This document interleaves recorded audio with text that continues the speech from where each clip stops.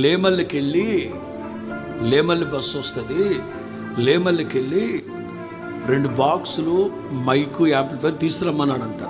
సాయంకాలం 7 గంటల వరకు రాలేదు ఆయన. ఏమయ్యాడు రా, ప్రార్థన క్యాన్సిల్ చేసుకొని ఈ రాత్రికి వెళ్ళిపోయి నేనన్నా తీసుకొచ్చుకుందామని యేసన్న గారు శారదాకాలం నడుచుకుంటూ రోడ్డు మీదకి వస్తే మహానుభావుడు అక్కడే ఉన్నాడు. ఒరే ఏమిట్రా ఇక్కడున్నావు అంటే లేమల్లి బస్సు వస్తుంది అన్నారు కదన్నా, రాలేదన్నా.